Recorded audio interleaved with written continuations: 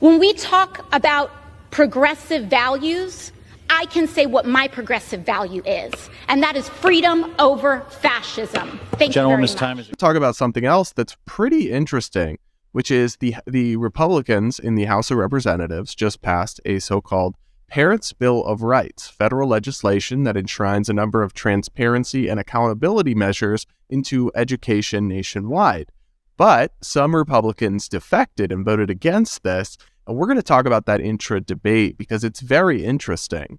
But first, here's what's in the bill from the Hill. 5 House Republicans broke from the GOP and voted against the Parents' Bill of Rights on Friday, an education-focused measure the conference brought up to emphasize parental rights in the classroom.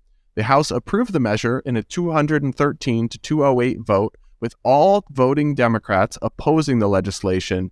5 Republicans joined them in opposition. Representatives Andy Biggs, Ken Buck, Matt Gaetz, Mike Lawler, and Matt Rosendale.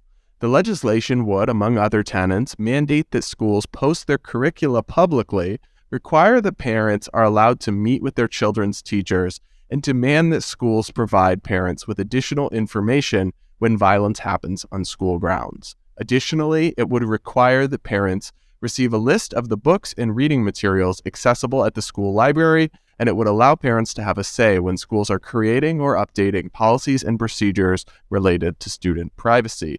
Hannah, here is Speaker of the House Kevin McCarthy on this legislation. You have a Parents' Bill of Rights now. This says the parent can now know what's being taught in the school. This is now saying the parents can now look at the reading material. It's now saying the parents can now see what the money is being spent on. It's now saying that the parents can protect their kids' privacy. It now says the parents can have a notification if there's any violent activity on campus. But unfortunately, the Democrats are too extreme to believe that parents should have a say in their kids' education. All right, Hannah, what do you think of what's in this legislation on its merits? So on its merits, it all looks pretty kosher to me. It seems like common sense things that I'd want if I were a parent, had a kid in the classroom. And it's kind of weird that we need policy to determine these kinds of things, to be honest. Like, you would think this was just basic kind of communication going on between schools and parents. Why aren't schools doing this now? Like, what is going on? But par for the course in these institutions. Yeah, I agree with you. All of these things sound very reasonable to me. I'm all about transparency in education. You know, I don't want parents to be completely controlling everything a teacher can say or do, but they should at least have every right to know what's going on and then voice their say with the school board and also with school choice. Pair transparency with school choice, and then, you know, let the chips fall where they may. But of course, like any good policy debate in the House, you have to have a few pretty unhinged takes out there. So our favorite, Representative Alexandria Ocasio-Cortez, actually called the GOP's bill for a Parents' Bill of Rights fascist. Take a listen to her remarks from the House floor. They are asking the Republican Party to keep culture wars out of classrooms. Our children need urgent and aggressive educational solutions. The American Library Association coming out against this Republican proposal. When we talk about progressive values, I can say what my progressive value is, and that is freedom over fascism. Thank you very much. So, Hannah, AOC having a completely normal one, as usual. Why does she always think she's like a black pastor when she's on the floor? She's up there just like preaching, like hitting the book, and I'm like, this is so staged for social media. Like, you want that clip so bad, girl. Go perform like the little circus person you are. Like, I can't handle her at all, and I think it's completely disingenuous. I'm so tired of them calling everything fascism. Like, fascism has an actual definition, and it's a pretty sturdy one and needed one at that, because it is a real threat.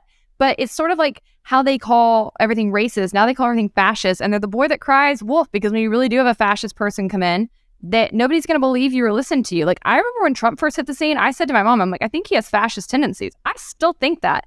But people didn't take it seriously because they call everything Hitler, everything fascist on the left. And so nobody really knows what the word means anymore. It's just sort of this like catch-all. She's literally talking about legislation that says schools have to post what books are in their libraries publicly so parents can look. And she's calling that fascist. The Nazis in Germany were fascist.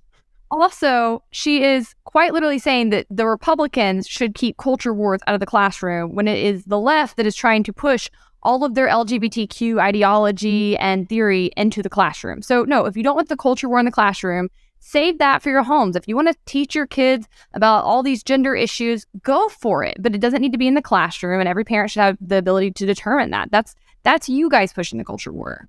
And I so agree with your point. It's like what they did with racism. They called everything and everybody they didn't like racist for so long that when actual racism is still crops up, and no one believes them when they warn them. And now actual racism in some pockets is not recognized for what it is because they've overused the term. They're doing the same thing with fascists, and it is incredibly cringe and incredibly counterproductive.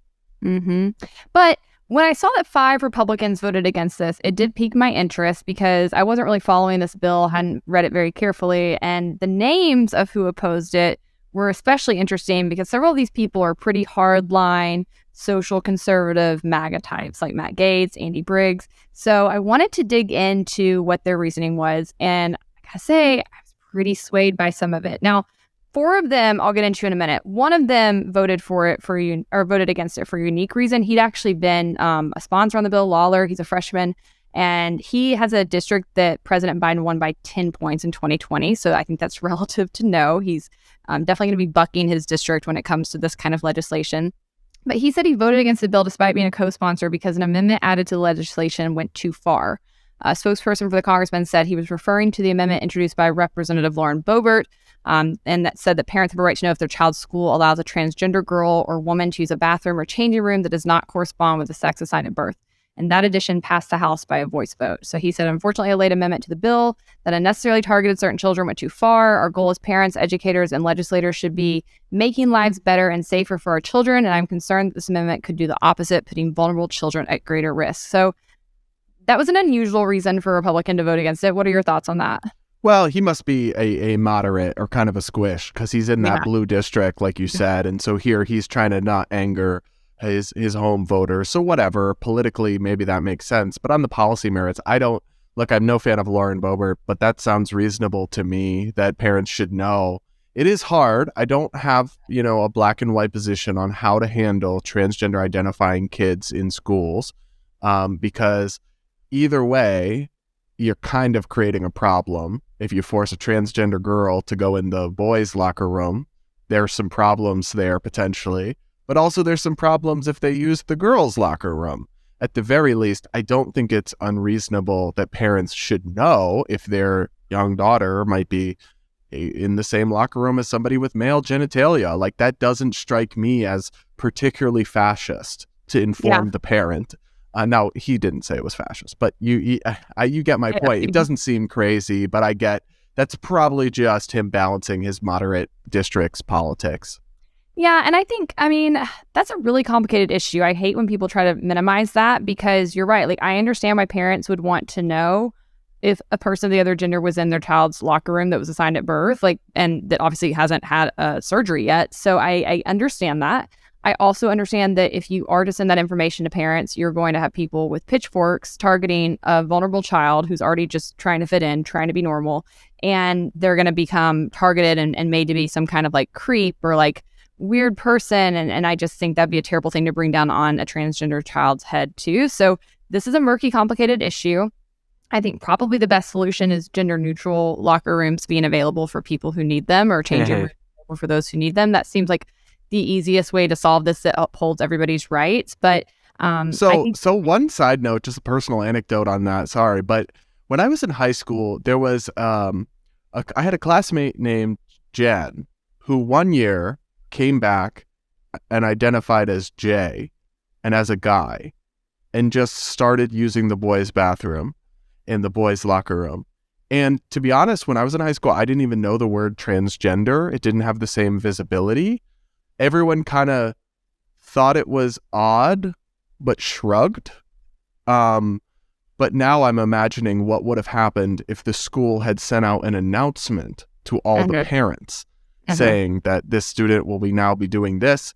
On one hand, I think parents probably do have a right to know that information, but on the other hand, what was a nothing burger. And I will, however, acknowledge that a girl who transitions to identify as a boy, it poses less of a problem because For example, a female doesn't pose a threat to me physically in any way, the way that there is by coming into my locker room with the boys, in the way that the inverse, not trans people in particular, but biological males assigned natal males at birth, have a physical advantage over women that is often intimidating and contributes to gender violence. That exists, that dynamic, in the transgender identifying girl situation, but it doesn't exist in the trans boy situation. So maybe that's why that wasn't such a big deal.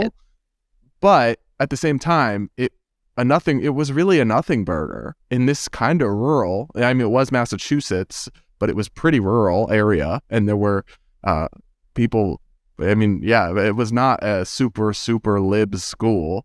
So it's an interesting one, but that wasn't the main reason people were voting against this bill.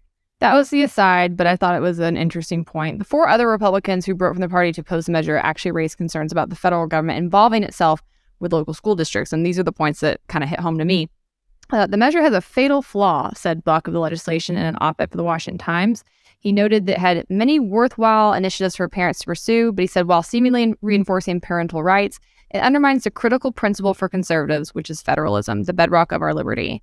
The Constitution provides a limited list of federal powers. As conservatives have rightly pointed out for decades, education is not on that list. My fellow Republicans in the House, confusing themselves with a national school board, believe the federal government should step in to protect parents. He said his GOP colleagues have succumbed to the latest populist fever, adding that House Republicans are willingly jettisoning the Constitution and federalism for a bill that elevates the federal government in education. And he's from Colorado. He's a Republican. He also cautioned that giving the federal government a say in education now opens up the possibility of Democrats in the future using these new federal powers over education to advance a woke agenda. I love this quote. He said, contrary to what many of my Republican colleagues would have us believe, federalism is worth protecting even when we control one chamber of Congress and even when we have ideas that would perform well on Instagram. Mic drop. He said the overwhelming majority of the House Republicans will be on record supporting the idea of expanded federal powers in your child's education. I have no doubt the Democrats will remind them of this position when they are back in charge and want to pass federal education bills. So that was a pretty strong op-ed. I thought he made amazing points, and he was joined by the others.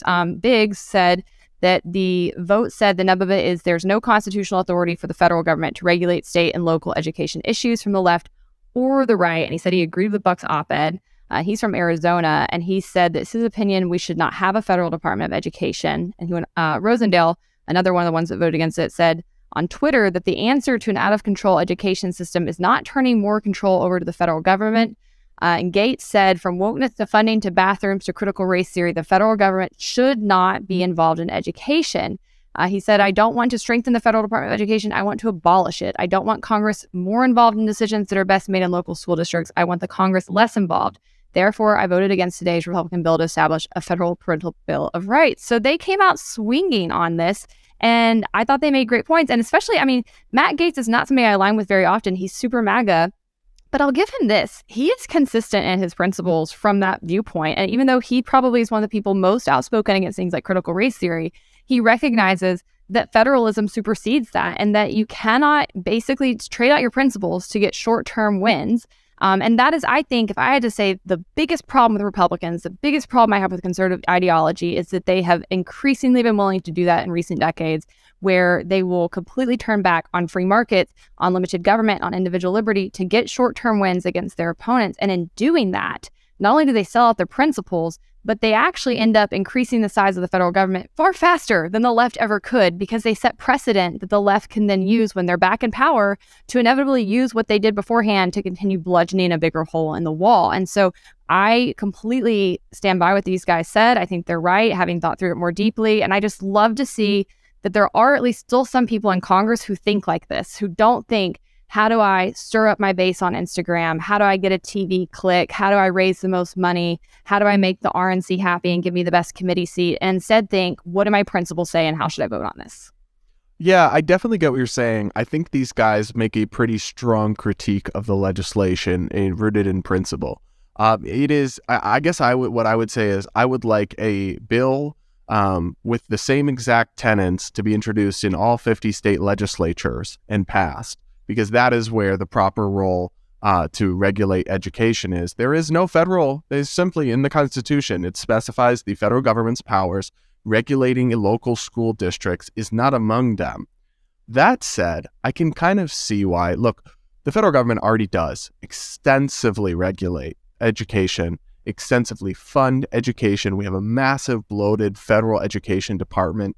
I can't understand the perspective of Republicans who would say the ship has sailed, and if it is going to be in the business of regulating education, we might as well have it do some good regulations too while it's at it. So I'm not as hardcore as you in siding with them. I definitely see their point, but I can kind of see the pragmatic argument for the other side. But see, I disagree that it's pragmatic, because I think if you always say, well, we shouldn't be doing this thing, but we're already doing it, so might as well do it a little bit better, that continues to move you down the road further and further away from ever being able to actually get the federal government out of these issues. And I think it has to start somewhere. Like, the buck has to stop somewhere. And what would happen is if they pass this bill and they get the federal government now has this precedent of telling schools who are supposed to be governed locally and at most by the state, but mostly locally, mostly by school boards and mostly by city councils and then the state legislatures. If you start the precedent of the federal government coming in and telling them how to run operations, especially in this very rank and file mundane sort of capacity, then when the Democrats take back control, and they will, because Republicans continuously have smaller and smaller ranks in this country, then they will use that precedent to come in and deconstruct everything you passed that you liked. But doesn't that precedent already exist, though? Like, we already have federal regulations that tell local school districts all sorts of things they can and can't do. To some extent, well, we have the Department of Education that does, but Congress doesn't typically tend to pass bills like this. It's usually more through regulation, and that's a problem, right? Like, Congress should be using their power to come in and strip the Department of Education of those powers.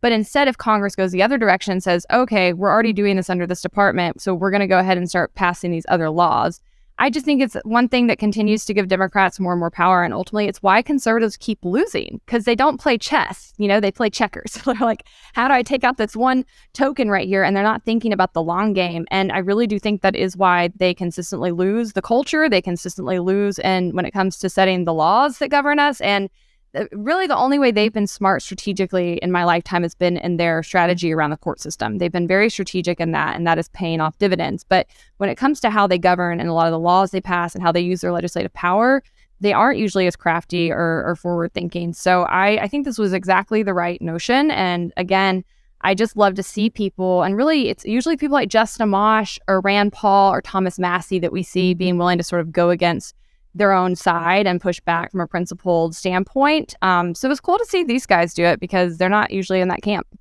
Yeah, well, I'll just say this. It is a bit odd that a quite a number of Republicans voted yes on this legislation to federally regulate education, but have also voted or sponsored or written laws that they've introduced to abolish the Department of Education.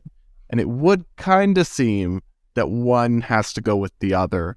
But hey, we'll see how it all pans out. The legislation's not actually going anywhere anytime soon. So we'll leave it there. Let us know in the comments what you think of the Federal Parents' Bill of Rights. And with that, we got to move on to our quick hits segment.